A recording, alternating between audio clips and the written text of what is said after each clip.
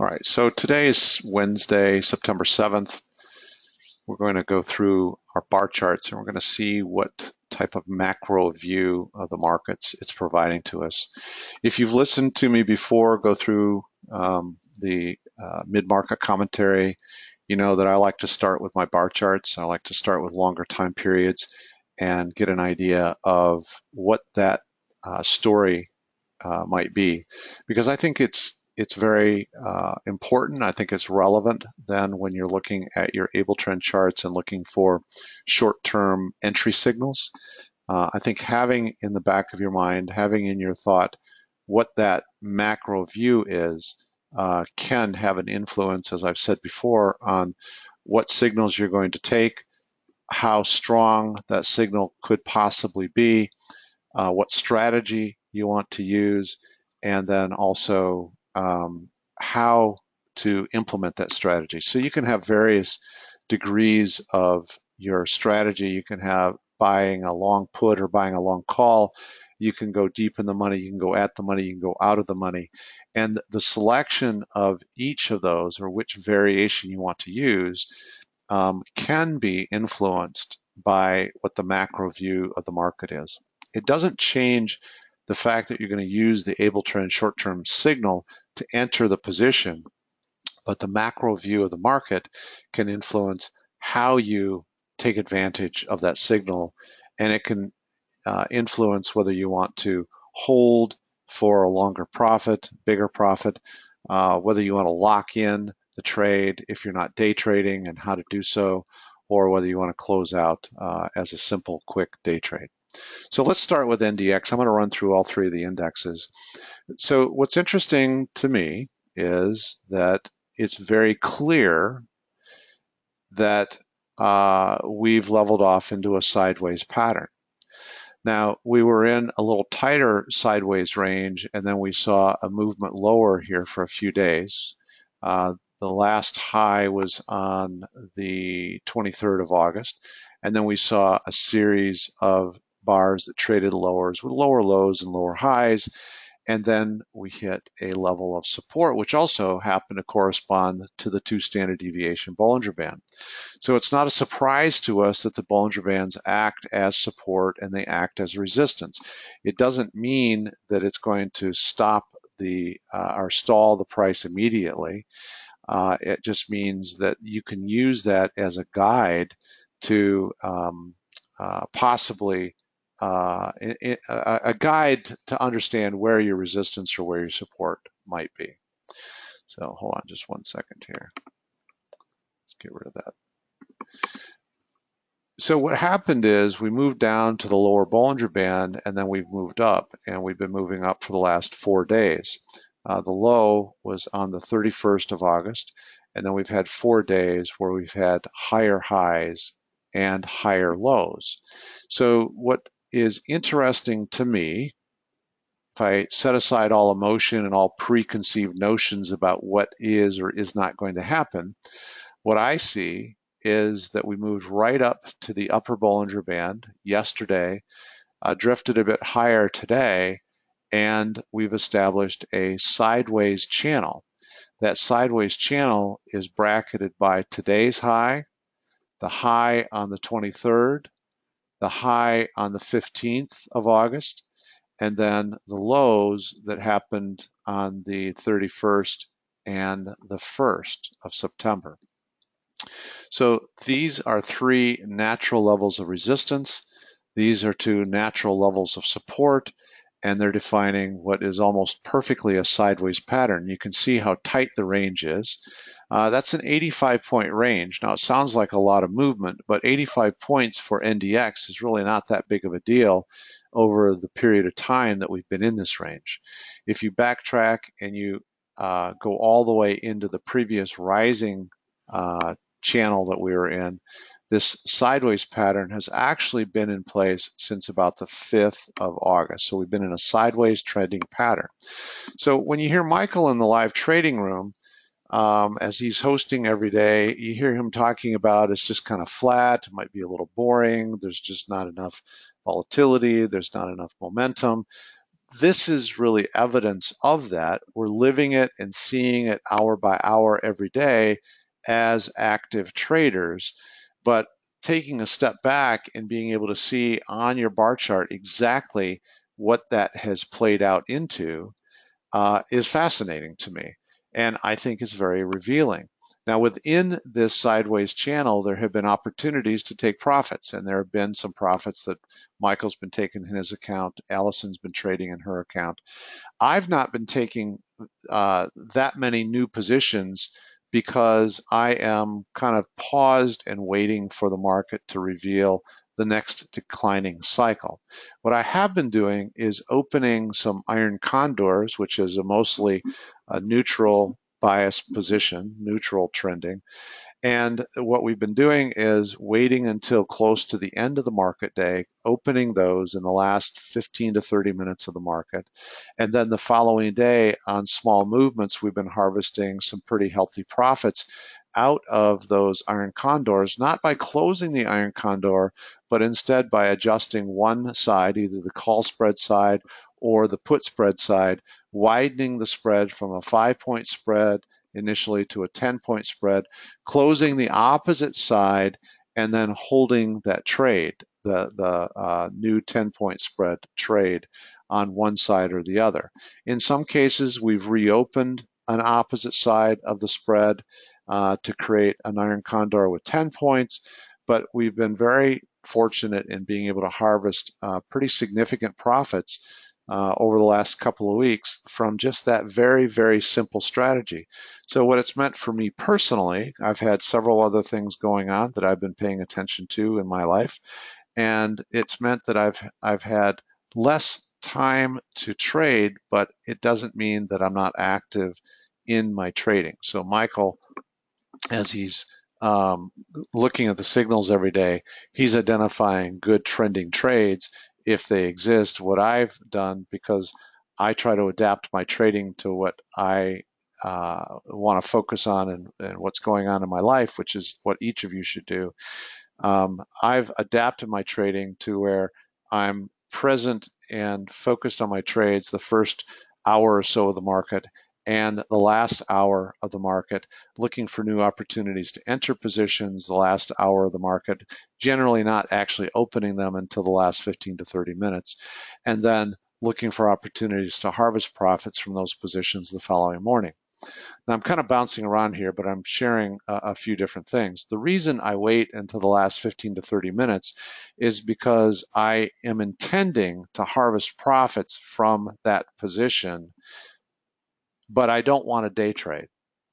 And so by waiting to the last 15 to 30 minutes, I'm minimizing the amount of movement that may occur in the index while I'm holding it.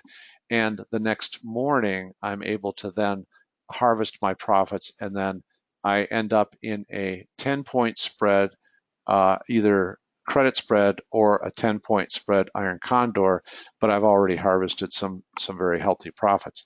I think on Friday we had nearly $2,000 of gains that we took just simply from harvesting profits from our existing iron condors. And then ideally, you want to then be able to position your iron condors or your credit spreads so that you can win just by holding them and allowing for time value decay to transpire. So what I'm really talking about here, folks, is I'm not trying to necessarily provide a specific education on this as a strategy. Those of you who are in the live trading room and you've observed us doing this, I think you understand what we've been doing, opening the iron condor, 5-point spread, harvesting profits the next day, widening one side or both sides of the spread, taking profits and still holding a positive credit on the entire position. That's what we're doing. But what I'm really trying to point out here is that our whole mission at Options Moneymaker is to help you learn how to think like a trader.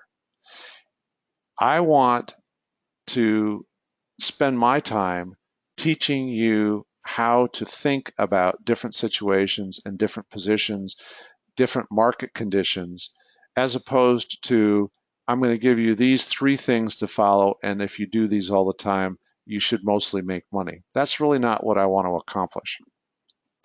I could do that for you, but I'd rather have you learn how to think like a trader and choose to participate in our community because it adds value to your trading. It adds to what you enjoy, how you enjoy your trading day. But it's not specific that you need to depend on us for your trading. I'd rather not have a dependency. I'd rather have you recognize that you learned how to think like a trader. So I'm going to just kind of get off on a tangent here for a minute, Michael, and I want to talk just for a minute about the discussion we had in the last couple of weeks about a change in one of the brokers that we use. There was a policy change in how one of our brokerage firms, and we use multiple brokerage firms, but how one of them treats calendar spreads, and calendar spreads has been kind of a core for us in how we trade. Those calendar spreads are now being categorized as naked positions, which requires a huge amount of margin, and it kind of eliminates it as a tradable strategy on indexes.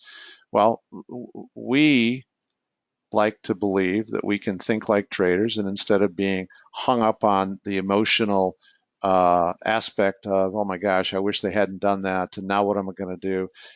Forget about all that.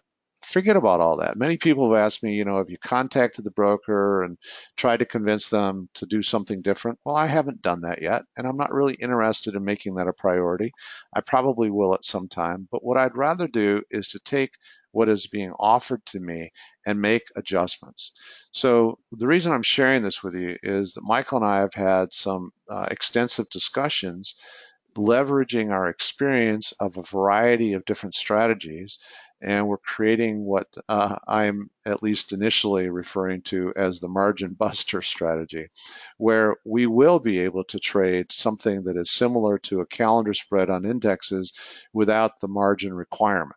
So we're working on that. We're not going to give you all the details about it right now because we want to finalize our testing of it and make sure that we've kind of thought through everything. But it's in my opinion going to be a great example of, if you choose to respond to things in your life, you can usually figure out a solution.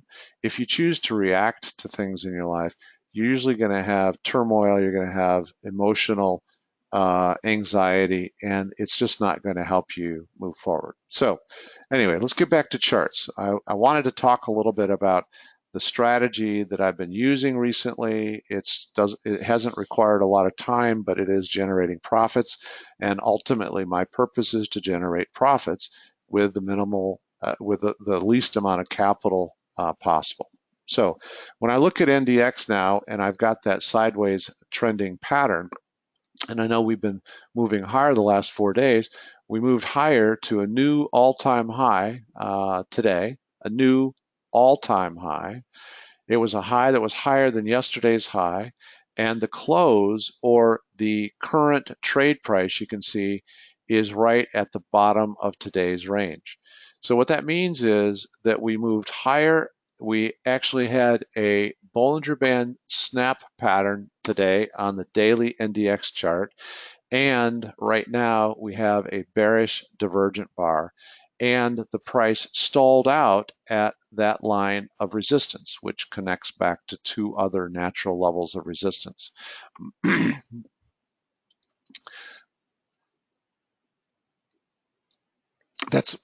Excuse me one second.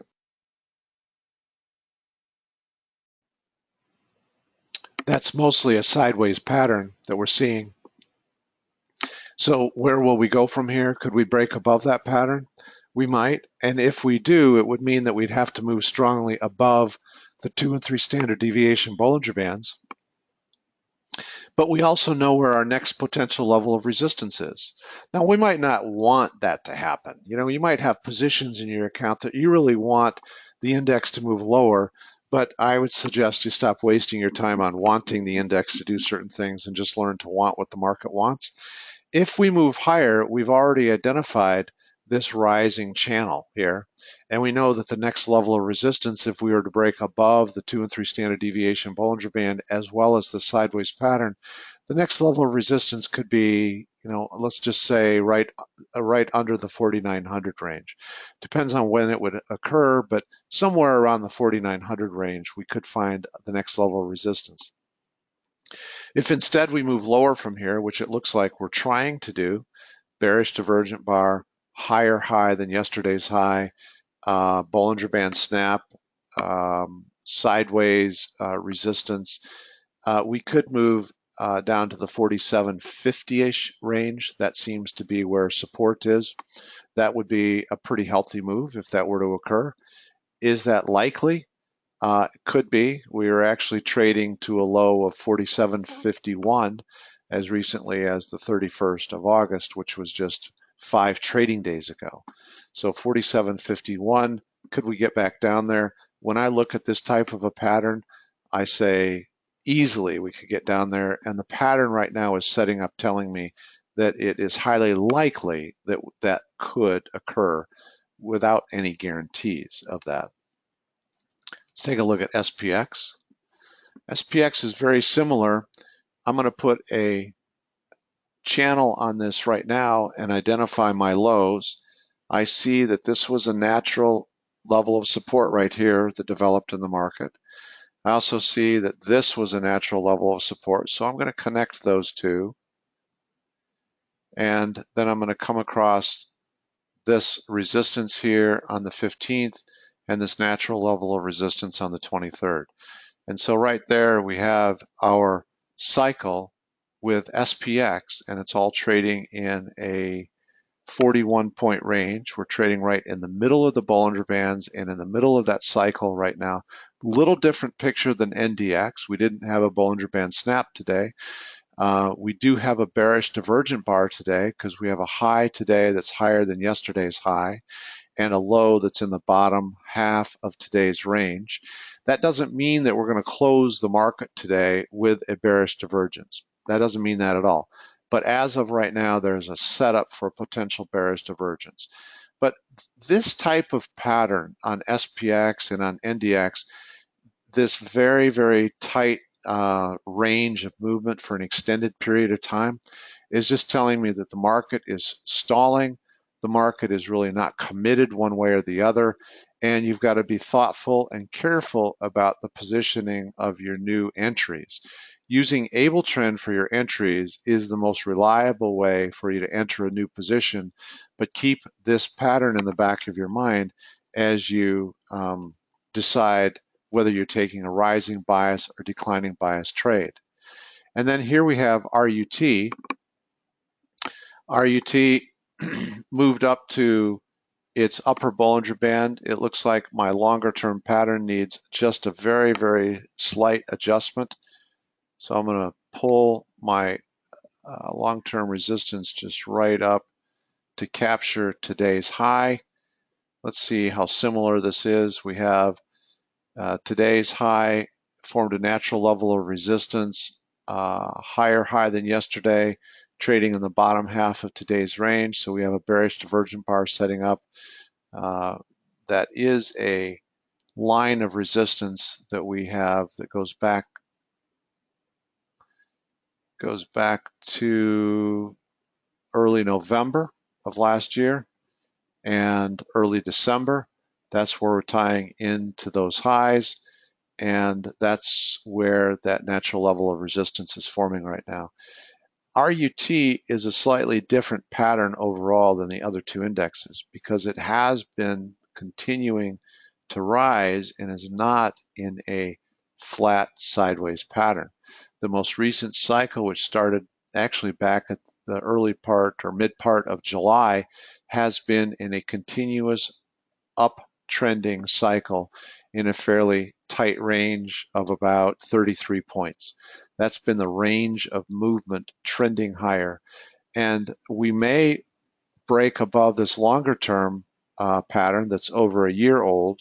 And if we did, we know where the next level of resistance could possibly be.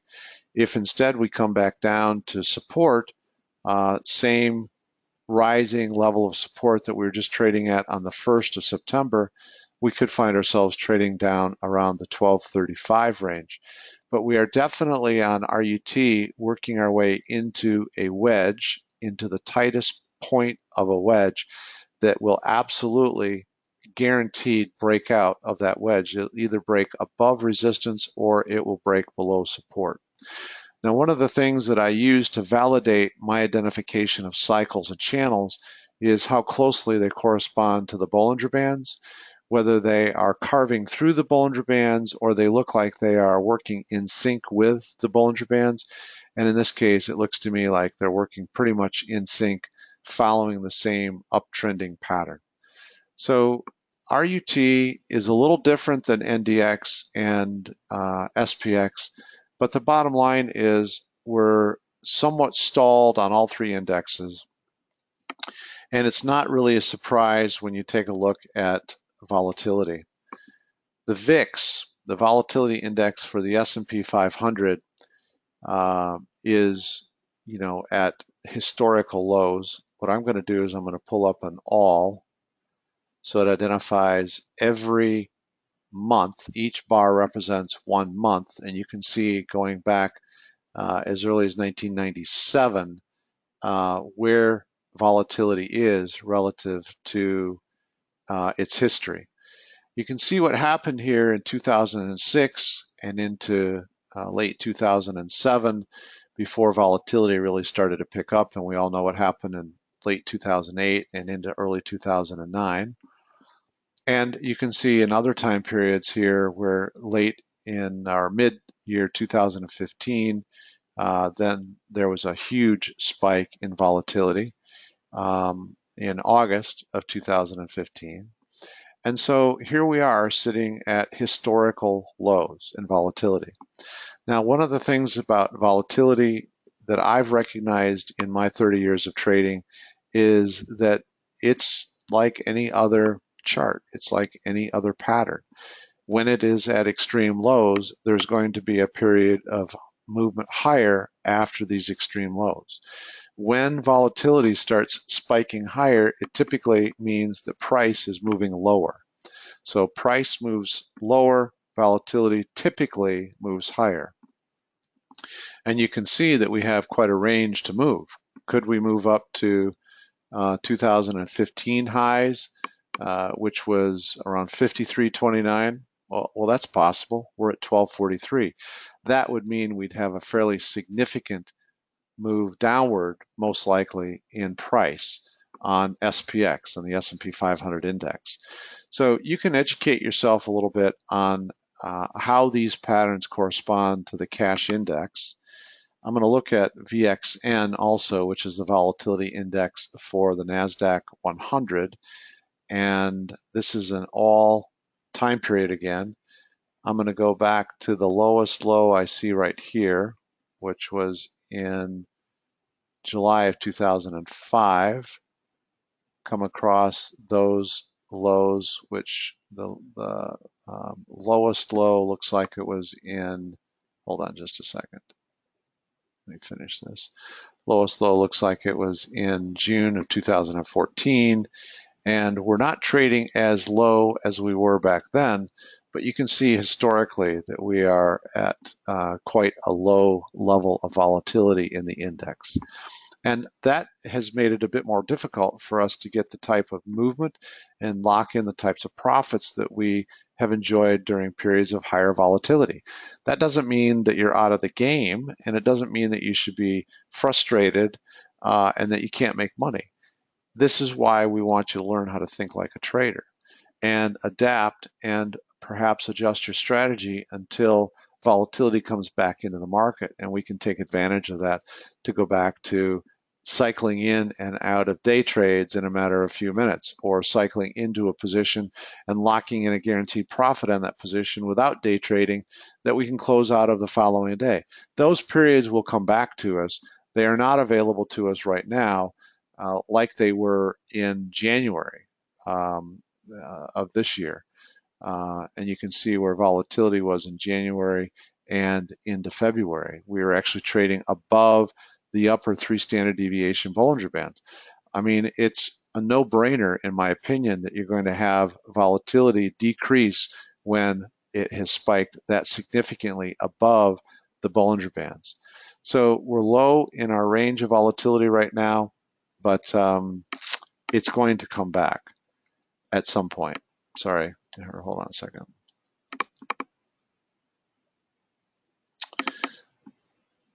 So I wanted to, I'm sorry, I'm keying in the wrong symbols here.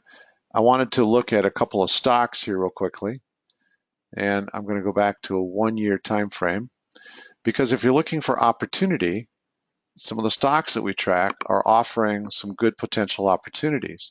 I haven't personally taken these trades because, as I've already explained, I've been channeling my capital that I want to put into the market into the iron condors on SPX and on NDX and harvesting profits that way. And there are always more opportunities available to you in the market than you usually have capital or interest in taking. But I just want to point out a couple of things aside from the able trend signals. But Amazon on the 1-year daily chart yesterday showed a 3 standard deviation Bollinger Band snap pattern. And today it's still showing a Bollinger Band snap pattern, which is trading above the 2 standard deviation.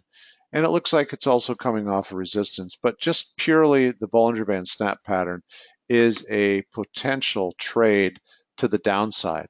You would want to possibly use a long put vertical spread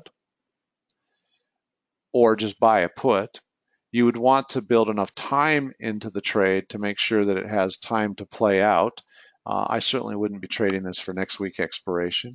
I'd probably personally be going out a month, maybe even 2 months. It's not that I want to hold the position that long. It's just I want to give it plenty of time if Amazon decided to continue moving higher before it moved lower. So that's one thought. Let's take a look at ISRG. I'm just going to quickly run through the stocks that we like to trade. On the 1-year daily, nothing significant there. I'd be sticking entirely to the entry signals based on the able trend charts. Let's take a look at Google. Now, I haven't looked at this for a few days. You can see what happened here. I was tracking a declining cycle. We broke above that. Nothing significant there. There's not a trade that I would want to take, although we do have a bearish divergent bar forming today on Google, which may be an indication of a declining pattern. Let's take a look at Chipotle Mexican Group. Big Bollinger Band snap pattern today. Could be, or maybe was a trade off of the 3 standard deviation Bollinger Band, which traded up to a high of 441 today and then moved back down to a low of 430. Possibly a good trade. You can see the Bollinger Band snaps that occurred here on the 29th, and then it trickled lower. Plus you've got an oops pattern here. Just based on the bar chart, that's a possible good trade. I want to be really clear here, folks. I take 99% of all of my trades off the able trend signals, but the Bollinger Band snap pattern is one exception to that.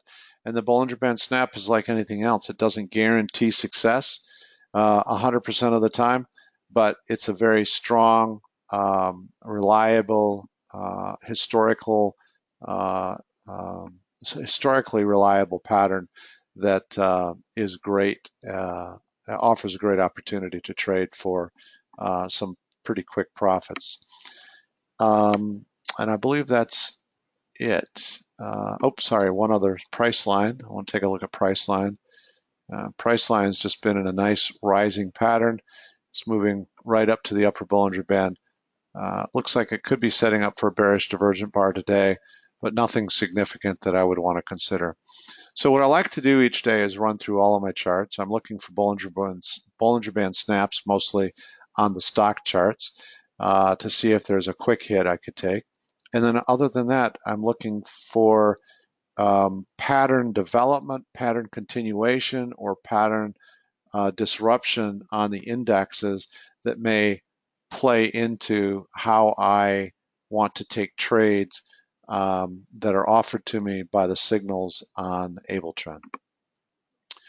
So that's my 2 cents worth on the charts. Michael, if you're available, could we just quickly take a look at your longer term AbleTrend charts?